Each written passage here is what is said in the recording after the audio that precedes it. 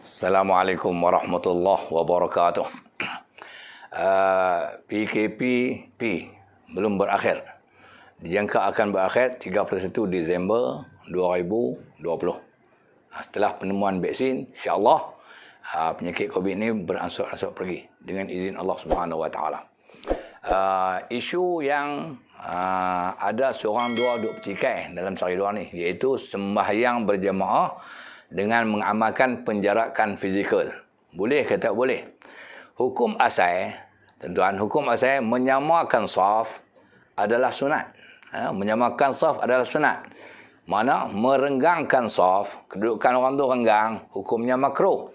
Jadi perkara yang sunat, kalau kita buat, dapat pahala. Perkara yang makruh, kalau kita buat, tak dapat pahala. Bermakna orang yang semayang dengan mengamalkan penjarakan fizikal, dia tak dapat pahala berada dalam saf. Dia cuma dapat pahala semayang berjamaah.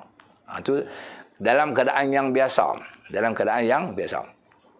Dalam keadaan sekarang, iaitu musim COVID yang tak habis-habis lagi ni, dan kita ada satu peraturan yang namanya PKPP ni, di antara SOP yang dikehendaki kepada kita, bukan sahaja dalam sektor kesihatan, sektor sosial dan seumpamanya, bahkan dalam sektor agama sekalipun, mesti ada SOP.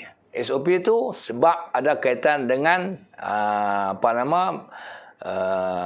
kuman COVID-19 ini, yang mana kalau dia menjangkiti amat berbahaya, kemuncaknya boleh membawa kepada kematian yang ditakuti oleh semua orang. Jadi saya nak memberi penerangan kepada tuan-tuan dan puan-puan bahawa hukum syarak ni dalam keadaan biasa kita kena ikut, tetapi dia tertakluk kepada perubahan. Hukum ni dia boleh berubah mengikut keadaan dan masa. Sebagai contoh saya sebut, macam orang nak semayang fardu. Di antara rukun semayang ialah berdiri tegak. Maka siapa yang boleh berdiri tegak, tiba-tiba dia semayang duduk, maka semayang dia tidak sah. Tetapi kalau ketika tu dia keuzuran, dia tak boleh nak duduk sebab dia sakit, maka dia dibenarkan semayang duduk. Sebab ketika tu dia menghadapi keuzuran, semayangnya adalah sah. Walau semayang duduk.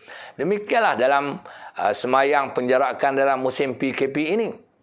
Sebab mengikut pakar, kita orang ustaz-ustaz, guru, kena dengar juga kata pakar di dalam menentukan hukum.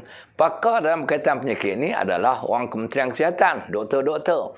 Sebab doktor ataupun pakar kesihatan menyebut langkah pencegahan untuk mengelak COVID ni, salah satu daripadanya mengamalkan penjarakan.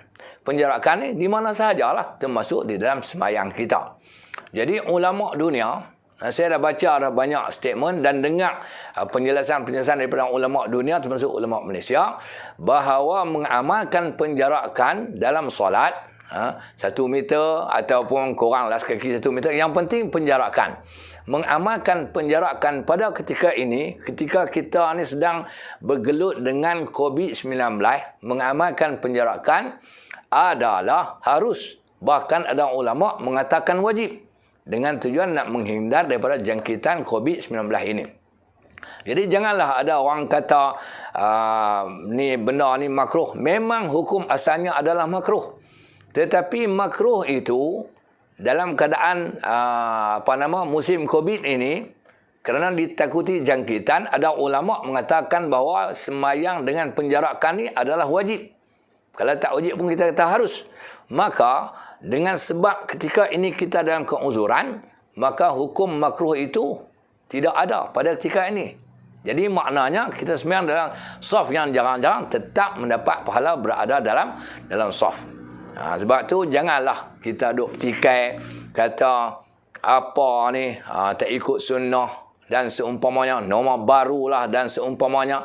InsyaAllah bila COVID ni berlalu pergi, kita kena kembali kepada hukum yang asal, iaitu kembali berada dalam saf yang rapat-rapat untuk mendapat pahala sunat.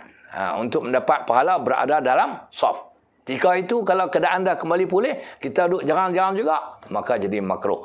Pada ketika ini, musim COVID sedang melanda, maka mengamalkan penjarakan dalam solat ini ketika sembahyang berjamaah adalah tidak tidak makruh. Tetap mendapat pahala berjemaah dalam saf.